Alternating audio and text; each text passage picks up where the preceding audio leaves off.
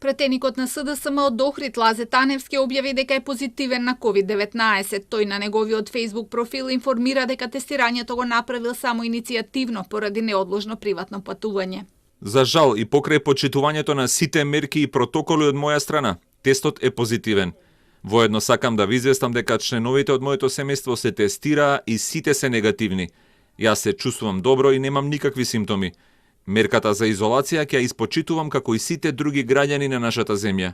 Таневски е вториот пратеник кој е заболен од вирусот. Вчера беше објавено дека пратеникот на ДУИ Исмаил Јаховски е примен на инфективната клиника во Скопје со висока температура. Јаховски денеска се чувствува добро и се очекува следните денови да биде пуштен на домашно лекување.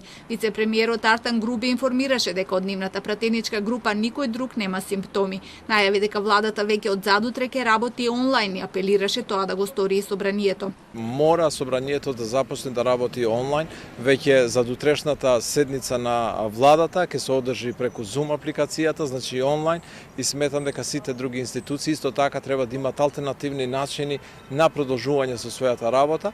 Истапел испрати министерот за здравство кој рече дека епидемиолошките анкети се уште траат пошто ќе се знае колку пратеници ќе треба да одат во изолација. Тоа е наша препорака од почеток на кризата. Секој што може да работи од дома онлайн, тоа да го направи. Тоа важи и за собранието. Впрочем, и пратениците треба да се свесни дека на тој начин го штитат нивното здравје. Нема потреба од групирање, нема потреба од преземање на таков ризик.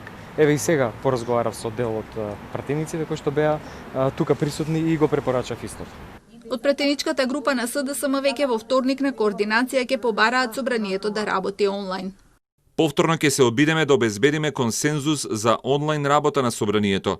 Искрено се надеваме дека по последните случувања со заразени пратеници, опозицијата конечно ќе го прифати предлогот за да овозможиме собранието да ги извршува сите своји функции. Сепак ВМРО ДПМН ја одбива таа можност. Тоа е противуставно и во Уставот јасно пишува дека собранието може да заседава и да одлучува и да работи доколку мнозинството од пратениците е од целиот број на пратеници е присутно на седницата.